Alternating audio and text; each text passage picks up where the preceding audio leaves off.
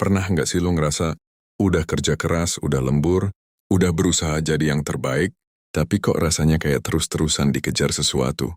Pulang kerja bukannya lega, malah makin cemas mikirin besok.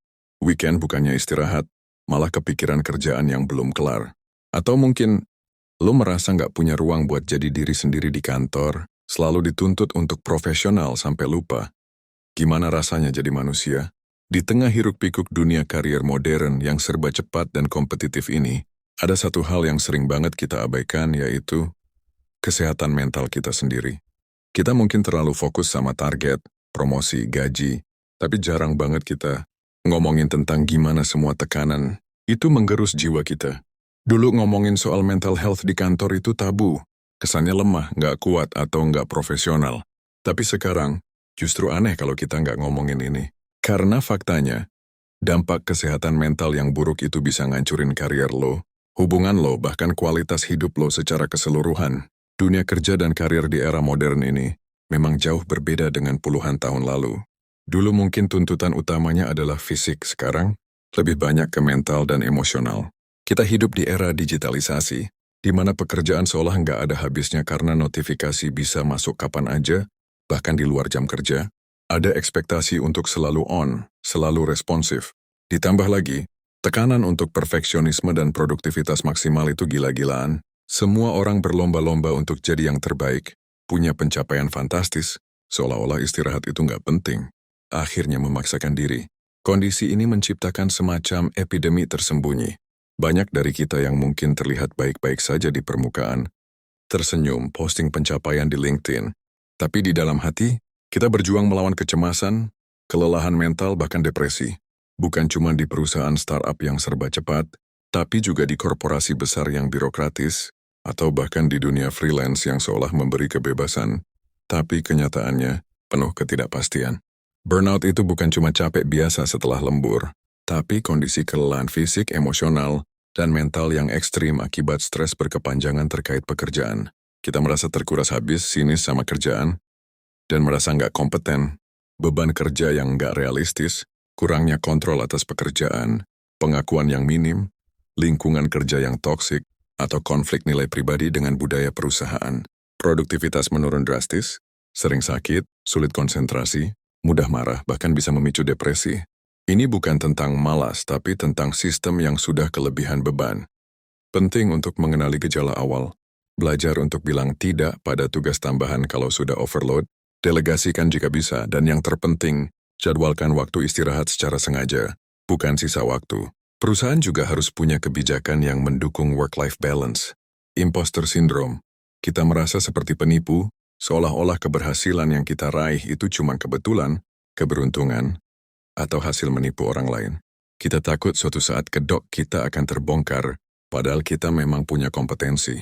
Tekanan untuk tampil sempurna, perbandingan diri dengan orang lain, atau lingkungan yang sangat kompetitif, seringkali ini muncul pada orang-orang yang berprestasi tinggi, selalu overthinking, menunda pekerjaan karena takut gagal, tidak berani mengambil risiko baru, atau malah bekerja terlalu keras untuk menutupi ketidakmampuan yang sebenarnya tidak ada.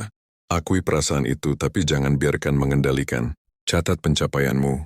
Ingat bahwa orang lain juga punya keraguan, dan berani untuk tidak sempurna. Validasi diri datang dari dalam, bukan dari pengakuan eksternal semata.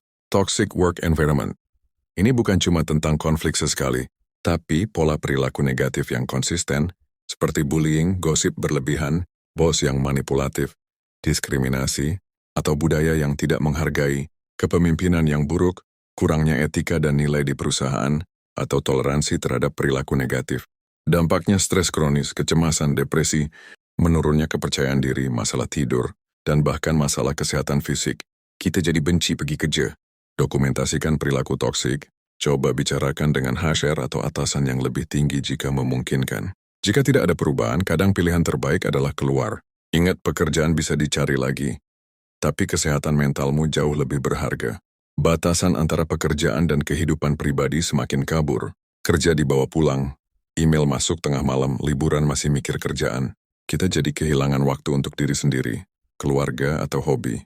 Tuntutan produktivitas 24/7, budaya perusahaan yang tidak mendukung, atau ketidakmampuan diri sendiri dalam menetapkan batasan, Teknologi justru membuat kita selalu terhubung. Hubungan personal jadi renggang, fisik mudah sakit, stres, kurangnya energi, dan kehilangan makna hidup di luar pekerjaan. Buat batasan yang jelas, matikan notifikasi setelah jam kerja, jangan cek email di weekend, tetapkan jam kerja di rumah, luangkan waktu khusus untuk hobi dan orang tercinta. Ingat, work-life balance itu bukan tujuan, tapi proses yang harus terus kita perjuangkan. Meskipun sudah mulai terbuka, masih banyak stigma dan miskonsepsi tentang kesehatan mental, terutama di lingkungan profesional. Orang takut dicap lemah atau tidak mampu jika mengaku berjuang. Kurangnya edukasi, pemahaman yang keliru, dan budaya yang masih melihat masalah mental sebagai aib. Orang yang butuh bantuan jadi enggan mencari dukungan, akhirnya masalahnya makin parah, dan berujung pada kondisi yang lebih serius. Mari kita jadi bagian dari solusi, bicarakan lebih terbuka, dukung teman yang berani bercerita, dan edukasi diri sendiri, serta lingkungan sekitar. Normalisasi percakapan tentang kesehatan mental. Mencari bantuan profesional itu tanda kekuatan, bukan kelemahan. Kesehatan mental di tempat kerja itu bukan lagi isu pinggiran, tapi inti dari kesejahteraan kita. Kita nggak bisa terus-terusan mengabaikannya. Dunia karier memang menuntut kita untuk adaptif. Tapi bukan berarti kita harus mengorbankan diri kita sendiri. Lo punya kendali atas bagaimana lo merespons lingkungan lo. Belajar mengenali tanda-tanda, berani menetapkan batasan, dan yang paling penting, jangan takut untuk mencari bantuan jika lo merasa overwhelmed. Bayangkan kalau kita bisa menciptakan lingkungan kerja di mana setiap orang merasa aman untuk menjadi diri mereka, di mana produktivitas sejalan dengan kesejahteraan. Bukankah itu tujuan yang jauh lebih mulia?